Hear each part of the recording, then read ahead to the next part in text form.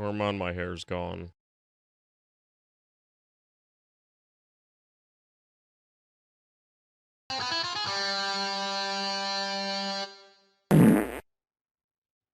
This might be a short video, like my hair now. But I read the chapters of Berserk that happened after the chapters of Berserk. Also, I'm balding. Yeah, I read them like right after that video I recorded last time. I think it was like the next day. I finished the final volume of Berserk and then went on to read like the final new chapters of Berserk. Because the last volume was, well, I guess like some of the final chapters, or maybe even the whole volume, they were completed using like a manuscript from Miura. I don't think he drew all of it or finished it all himself, but then there's like 7 or so new chapters that are completely done without him, just I think based on more manuscript, possibly, but like mostly notes and what he talked to his friend about. So now the series is like full on going without him, and so far they're alright. I mentioned in the last video that there were like mixed feelings about them. Some people liked them, some people were just not. Yep. Also, I just remembered looking up Kouji Mori's name. Before he starts with resuming Berserk, he has like a... God, my hair's short and weird and bald. Cat.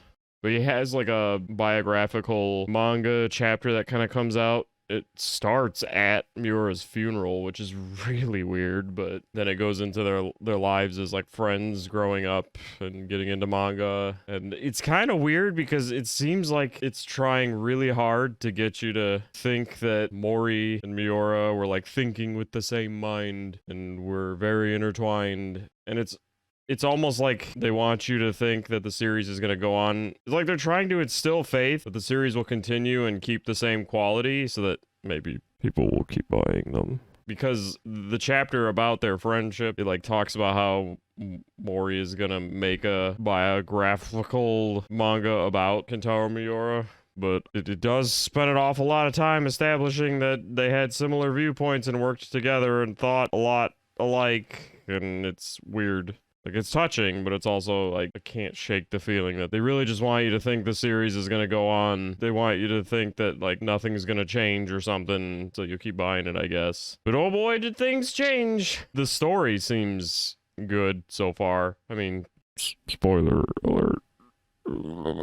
It's revealed at the end of the final volume that that moon child that was kind of stalking the group is very likely the son of Casca and Guts, but that poor kid's body was also used to help reincarnate Griffith. So surprise, that kid's Griffith as well. He's both. And on the full moon, the child kind of takes over and kind of takes his life back, really. But the full moon goes away while they're on the Elf Island place. And it's, you know, he turns back into Griffith. And it's like, oh, shit.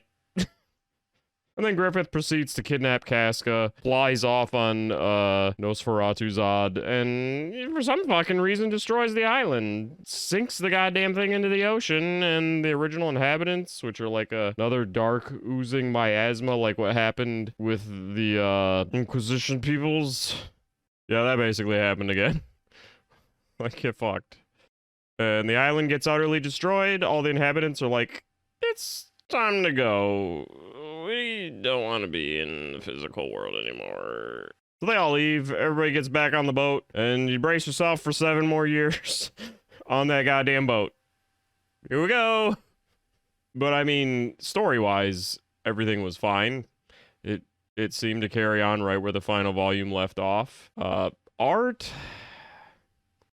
feels more mass-produced. Maybe there's a bias because I know Miura didn't do it, but it feels different. Still pretty good, but obviously it's not his art. He had, I think, nothing to do with drawing these new chapters. I don't think they had anything to go off of with them. Just notes and memories and, you know, his designs from past chapters and whatnot, but they're doing it themselves now, and it's kind of obvious it's not him. They're trying, and they're doing a pretty good job, but it feels more, I already say, it feels more mass-produced. Feels different. The line work's obviously not his, because he had like he had his signature style. It's hard to describe. Like, he defined things very well with his work and kept things very detailed and unique. And they're still trying with the detail and everything. It's not like it suddenly turned into like Dragon Ball Super anime art early on or anything. It just, it's very different.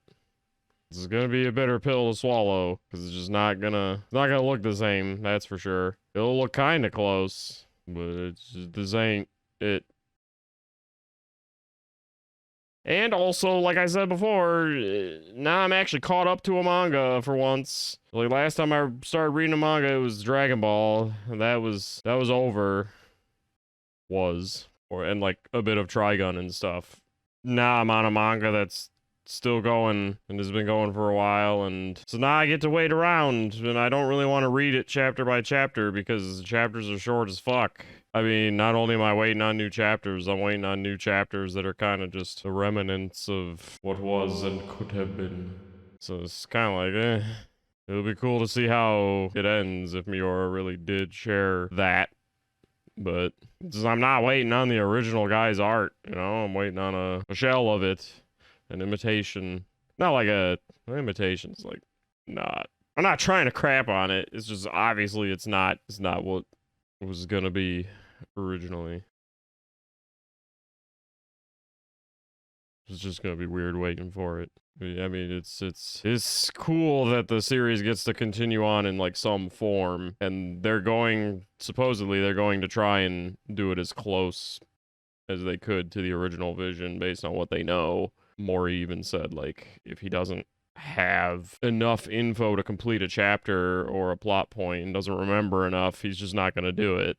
So some things, unfortunately, will probably be omitted because of that, but I guess it would be better than half-assing. I mean, he supposedly doesn't want to try and do his own stuff to finish it, even though he says that in his biographical little chapter that he helped with a lot of the ideas, but he kind of goes on to say like his own manga was helped greatly by Miura, while he is fairly certain Miura's would have done fine without him. Like, he says his would probably fail, but the reverse is not true. But yeah, so if he's using his ideas and not trying to fill in with his own, that's cool. I mean, obviously things are going to be missing. It's not going to look the same. I mean, if it keeps continuing on as it is now, I mean, maybe they'll even get better at establishing their own style or mimicking the original. I'd kind of prefer they establish their own, honestly. Like, they're better off just establishing their own new style and then, just trying to keep it hyper detailed and stuff. But I mean, it's gonna be, that's a thing. So yeah, studio that does Berserk, I should fucking remember. I've only read every volume. Do your own style for it. That might be a bad idea, because then it might end up looking like mass-produced shit. I don't know, just make one up and use that. Make it not look like anybody else's, and also be unique and just as good as the original. I don't ask for much. Just fucking do it. And also release like 20 volumes quickly so I can go back to reading tons of them. Even though it won't be the same. But it's just not gonna be the same.